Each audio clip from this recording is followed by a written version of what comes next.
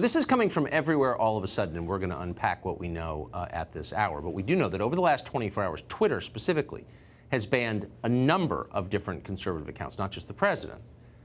At the same time, the Chinese Communist Party, the Ayatollah of Iran, still have their accounts because they're not a threat to the ruling party here. Tonight, a competing social media service, Parler, which we've told you about, is seeing massive and unprecedented surge in traffic. The site even experienced server outage because of new users tonight. Why? A couple of reasons. Mostly this. Parler is a free speech alternative to Twitter. They don't censor you. You can say what you want. The president is on Parler, and that has drawn a lot of people who realize they are being suppressed by Twitter. Parler's succeeding. What happens now? Of course, Silicon Valley is trying to kill it. Google has just removed Parler without any warning from its App Store. Apple and Amazon, which provide services that keep services like Parler online, have also threatened to shut Parler down. Amy Peikoff is the chief policy advisor at Parler, and she joins us tonight. Amy, thanks so much for coming on. This seemed to come out of nowhere. How big a threat to your company is this?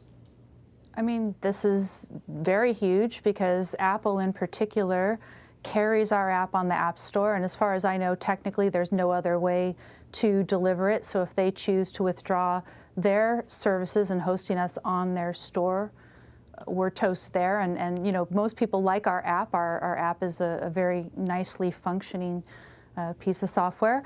And then in terms of Amazon is also raising some problems, and I'm not sure how serious that is yet because I've yet to speak with them. I will later today. And they provide server for us, and if they were to remove their services, then we'd be down. As it is, we're having some difficulties now with the uptick in traffic, but if they took their service away, we'd be gone. I mean, there is a huge amount. It's impossible to overstate the amount of filth and political extremism, explicit violence, pornography, whatever, on the internet. That's what the internet is. But yes, it's Parler. It's everywhere. It's everywhere. But it's Parler that is being singled out. I mean, it's kind of impossible not to conclude this is political repression. It really, because I think we do have the reputation as being the conservative platform, although we are nonpartisan. That is what everybody sees us as. We do see this as being politically singled out. The other thing is that we are competing with other platforms who have decided that they want to surveil the people on their platform 24/7 without any particularized suspicion. And on the one hand, people don't like to live in the world of Orwell's 1984.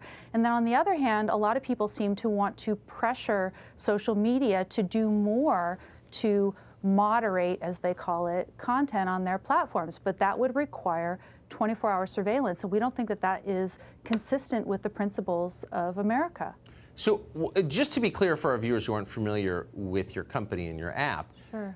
You're just trying to provide a place for people to say what they think. You're not trying to put Amazon out of business or dethrone Apple or force anybody else's carrier to drop their service. You just want to be left alone and do your thing. Am I mischaracterizing that? Yes. I mean, we would just like to provide a place where people can come and they can speak freely, that they're not going to be fact-checked, they're not going to be told what to think, what they can read, etc.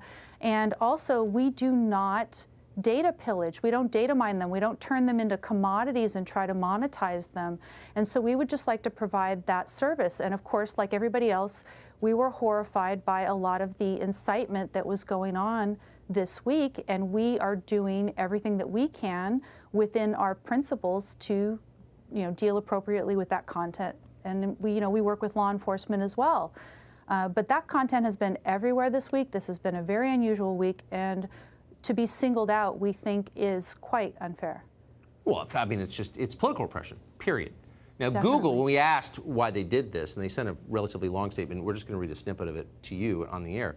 We're aware of continued posting in the Parler app that seeks to incite ongoing violence in the U.S. It continues. In light of this ongoing and urgent public safety threat, we're suspending the app's listings from the Play Store until it addresses these issues. Okay, so they're accusing you of inciting violence. They are putting on us the responsibility for every piece of incitement that is posted there. And the nature of an open platform, a free and open town square, is that we do not take action on people until we are aware of a situation. Right. It's particularized suspicion. You do So not let me just ask you really surveil. quick. I mean, how much of the world's kiddie porn goes through Gmail? How many Gmail accounts have been used to order plastic explosives? How many insurrections have been planned on Google? Like a lot. And so, Sure. right? I mean, this is a completely arbitrary standard applied to you because they don't like the politics of the people who use your site. I mean, that it's looking that way. I'm hoping it's not that way, but it's looking that way, and it's coming in sooner than I would have expected it. Yeah. Well, it's all happening at once. This Friday night. It's happening all this Friday night. We're going to look back on this night. Amy Peikoff, I appreciate you coming on tonight. Thank you, Tucker.